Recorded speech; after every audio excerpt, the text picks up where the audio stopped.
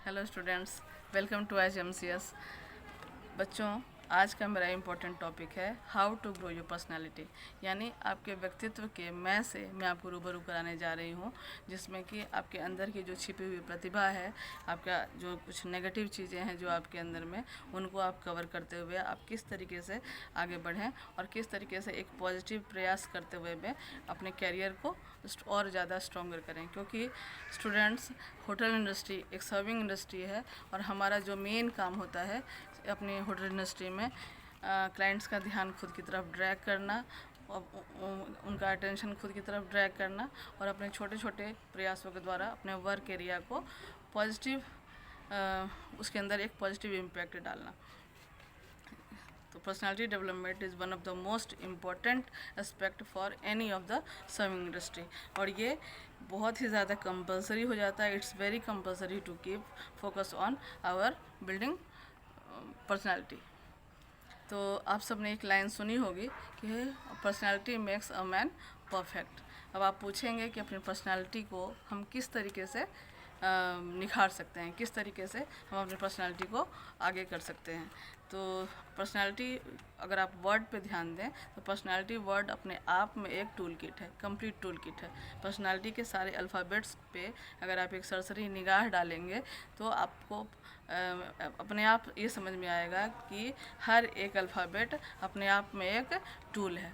जैसे कि let's start personality, start with P. P means power, यानी कि जो आपका जो फिजिकल स्ट्रेंथ है, अपने फिजिकल स्ट्रेंथ को आप अपने पॉजिटिव पर्सनालिटी में शामिल करें। हमेशा ही फिजिकली स्ट्रांग होना बहुत ही ज़रूरी हो जाता है। ई फॉर एजुकेशन, यानी कि नौकरी मिल गई तो अब भी पढ़ने की क्या ज़रूरत है, तो ऐसा नहीं है। प्रमोशनल चांसेस के लिए और वैसे भी शिक्षा, आपके जो कैरियर होता है, आपके कैरियर में आपको जॉब मिल भी गई है तो भी आपको अपने एजुकेशन को कंटिन्यू रखना चाहिए और जहाँ तक कोशिश करें, जितना ज़्यादा से ज़्यादा हो सकता है वहाँ तक आप पढ़ने की कोशिश करें। उसके बाद आता है R. R means rising your skills. आपके अंदर की जो प्रतिभा है उसको आप निखारें, उसको पॉलिश करते रहें। आपको पहचानना है कि आपके अंदर जो आपका जो टैलेंट है, वो क्या, जो आपकी जो एबिलिटी है वो किस लेवल तक है, उसको आप अपने इम्पॉर्टेंट टूल में इस्तेमाल करें। अपने पर्सनालिटी को ग्रो करने में वो आपका बहुत ही इम्पॉर्टेंट रोल अदा करेगा।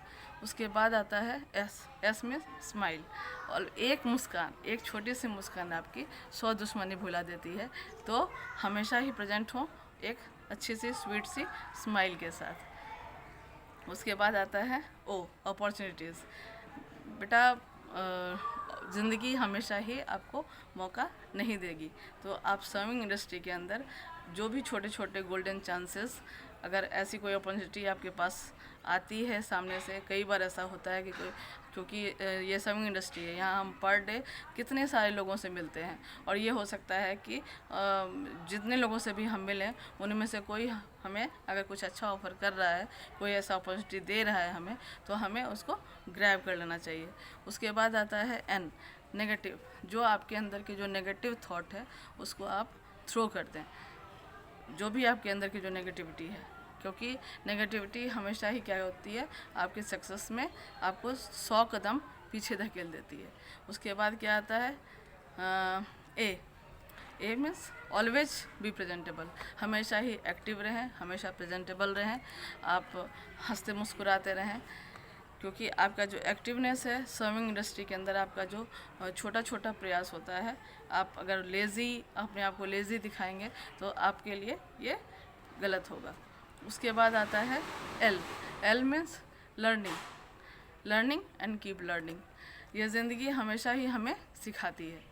हमारा प्रतिदिन, हमारा प्रत्येक पल, हमारा प्रत्येक क्षण ऐसा होना चाहिए कि हम लगातार सीखते रहें। जो भी हमें हमारे सामने आए उसमें से हम कुछ ना कुछ सीखने की कोशिश करें। हर एक व्यक्ति के अंदर कुछ ना कुछ ऐसा होता है जो हमें कुछ सिखा जाता है, तो हमें हमेशा ही लर्निंग, हमेशा ये चीज़ें हमारे लिए क्या होगा कि एक्सपीरियंस का भी काम करेगा। उसके बाद आता है आई।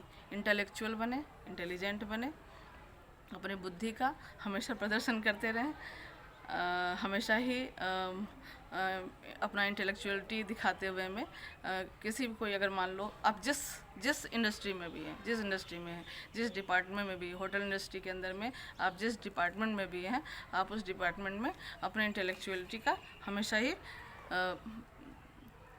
साबित करें। उसके बाद होता है टी।